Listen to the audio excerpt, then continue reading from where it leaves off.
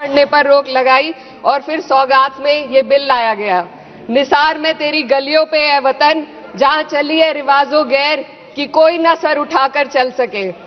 मैं सभापति जी आपको ये बताना चाहती हूँ कि ईद के मौके पर एक विधवा महिला अपनी लड़की के साथ मेरे पास आई और उसने बताया कि वह एक वक्फ की प्रॉपर्टी में रहती है, वही उसके सर पर छत का काम भी करती है और उसकी रोजी रोटी भी वहीं से आती है। वो इस बिल को लेकर इतनी फिक्रमंद थी कि कहीं उससे वो उसकी संपत्ति ना छीन ली जाए।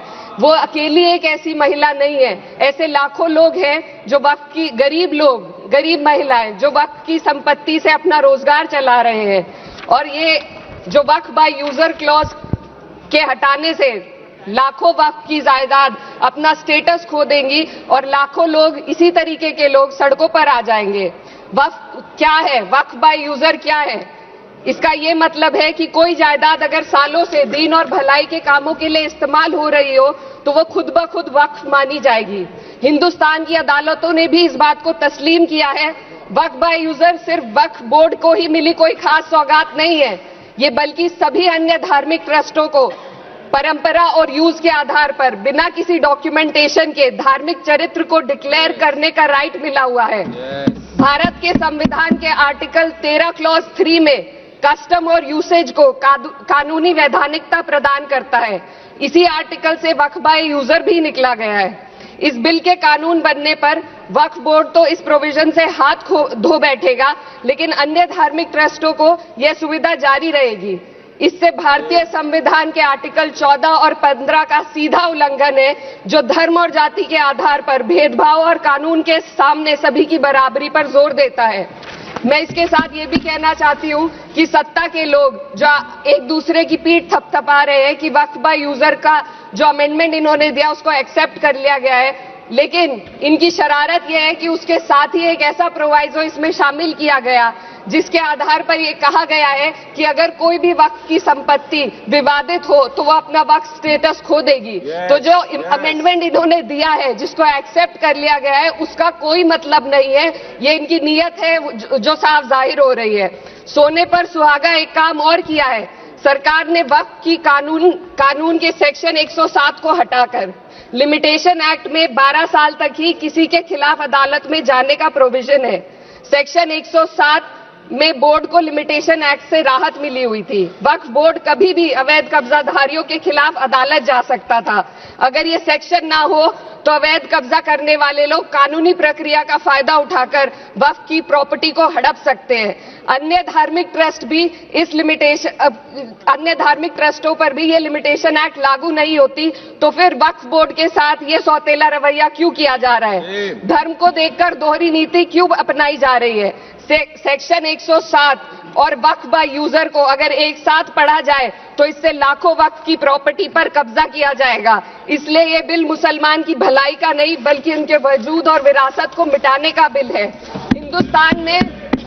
हिंदुस्तान में बहुत सारे धार्मिक ट्रस्ट हैं जिसमें उस खास मजहब के लोग शामिल होते हैं और उसका इंतजाम करते हैं। और ये बात समझ में आने वाली भी है, क्योंकि जो व्यक्ति अपने मजहब के रीति रिवाज को जितना अच्छे से समझ सकता है, किसी अन्य मजहब का व्यक्ति नहीं समझ सकता। आर्टिकल 26 क्लॉज 2 के तहत धार्मिक संप्रदाय को अपने मजहबी इदारों के एडमिनिस्ट्रेशन का हक देता है, लेकिन वक्फ बोर्ड के बारे में इसको उल्टा किया जा रहा है। Sir 2 minute sir please 2 minutes. सरकार इसे एक सेक्युलर बॉडी मान रही है और इसमें गैर मुस्लिमों को शामिल करने की बात कह रही है। आपके मुंह से सेक्युलरिज्म की बात सुनकर अच्छा लगा, लेकिन अगले ही पल ये भ्रम टूट जाता है, क्योंकि आपको सिर्फ दान देने के लिए प्रैक्टिसिंग मुस्लिम का आपने क्लॉज डाला है, लेकिन बोर्ड में बैठने के लिए मुस्लिम होने की कोई आपकी क्लॉज नहीं है। तो इससे आपकी जो दोहरी नीति है वो साफ जाहिर होती है। ये वही सरकार है जिसने राम जन्मभूमि ट्रस्ट में ये लिख दिया कि जिला अधिकारी भी अगर होगा तो हिंदू होना चाहिए। कोई मुझे बताए कि वहां पर सेक्युलरिज्म का रस क्यों नहीं घोला गया? सर आखिर में मैं अपनी बात को खत्म करने से पहले, महिलाओं का मुद्दा बार बार उठाया जा रहा है। सरकार का कहना है कि बोर्ड में मुस्लिम महिलाओं को रिप्रेजेंटेशन देंगे। इस कानून से पहले भी मुस्लिम महिलाएं बोर्ड में मेंबर रह चुकी हैं और मिनिमम 2 का प्रोविजन था, उससे ज्यादा भी हो सकती थी।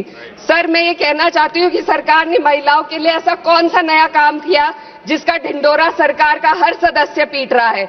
इस बात की तायीद अगर आपकी तरफ से कोई मुस्लिम महिला करती तो हम उसका यकीन भी करते, लेकिन अफसोस आपकी इतनी लंबी कतार में एक भी मुस्लिम महिला नजर नहीं आती है। तो बोलेगा नहीं, महिला नहीं है, एक महिला। सर, मैं खुद एक मुस्लिम महिला हूँ, मैं सिर्फ एक सर मैं माइनॉरिटी महिला हूँ। इस सदन में हम सिर्फ 2 महिलाएं हैं और उस नाते से मैं ये बात कहना चाहती हूँ कि इस बिल के माध्यम से मुस्लिम महिलाओं को कुछ नहीं मिल रहा है, ये हमें कुछ नहीं देना चाहते, सिर्फ टोकनिज्म हमारे नाम पर बनाकर एक नैरेटिव मीडिया में चलाना चाहते हैं। तो ये बिल मुसलमान की भलाई का नहीं, उनकी पहचान को मिटाने का है। सर, अंत में मैं बस यही कहना चाहती हूँ कि कागजों की कैद में बस नाम रह जाएंगे, वो जो हमारे थे सिर्फ दावे में रह जाएंगे। इस बिल के द्वारा मीठी ईद के जायके को कड़वा करना, यही असली सौगाते मोदी था। मैं सबसे पहले दाद देना चाहती हूँ इस बिल के टाइमिंग की, कि अभी ईद की रौनक बुझी भी नहीं थी और हमारी जड़ों पर एक नया फरमान लाया गया। पहले उत्तर प्रदेश में मुसलमानों को नमाज पढ़ने पर रोक लगाई और फिर सौगात में ये बिल लाया गया। निसार में तेरी गलियों पे है वतन, जहां चली है रिवाजो गैर कि कोई ना सर उठाकर चल सके। मैं सभापति जी आपको ये बताना चाहती हूँ कि ईद के मौके पर एक विधवा महिला अपनी लड़की के साथ मेरे पास आई और उसने बताया कि वह एक वक्फ की प्रॉपर्टी में रहती है, वही उसके सर पर छत का काम भी करती है और उसकी रोजी रोटी भी वहीं से आती है। वो इस बिल को लेकर इतनी फिक्रमंद थी कि कहीं उससे वो उसकी संपत्ति ना छीन ली जाए। वो अकेली एक ऐसी महिला नहीं है, ऐसे लाखों लोग हैं जो वक्फ की, गरीब लोग, गरीब महिलाएं जो वक्फ की संपत्ति से अपना रोजगार चला रहे हैं। और ये जो वक्फ बाय यूजर क्लॉज के हटाने से लाखों वक्फ की जायदाद अपना स्टेटस खो देंगी और लाखों लोग, इसी तरीके के लोग सड़कों पर आ जाएंगे। वक्फ क्या है, वक्फ बाय यूजर क्या है? इसका ये मतलब है कि कोई जायदाद अगर सालों से दीन और भलाई के कामों के लिए इस्तेमाल हो रही हो तो वो खुद ब खुद वक्फ मानी जाएगी। हिंदुस्तान की अदालतों ने भी इस बात को तस्लीम किया है। वक्फ बाय यूजर सिर्फ वक्फ बोर्ड को ही मिली कोई खास सौगात नहीं है, ये बल्कि सभी अन्य धार्मिक ट्रस्टों को परंपरा और यूज के आधार पर बिना किसी डॉक्यूमेंटेशन के धार्मिक चरित्र को डिक्लेयर करने का राइट मिला हुआ है। भारत के संविधान के आर्टिकल 13 क्लॉज 3 में कस्टम और यूसेज को कानूनी वैधानिकता प्रदान करता है। इसी आर्टिकल से वक्फ बाय यूजर भी निकला गया है। इस बिल के कानून बनने पर वक्फ बोर्ड तो इस प्रोविजन से हाथ धो बैठेगा, लेकिन अन्य धार्मिक ट्रस्टों को यह सुविधा जारी रहेगी। इससे भारतीय संविधान के आर्टिकल 14 और 15 का सीधा उल्लंघन है, जो धर्म और जाति के आधार पर भेदभाव और कानून के सामने सभी की बराबरी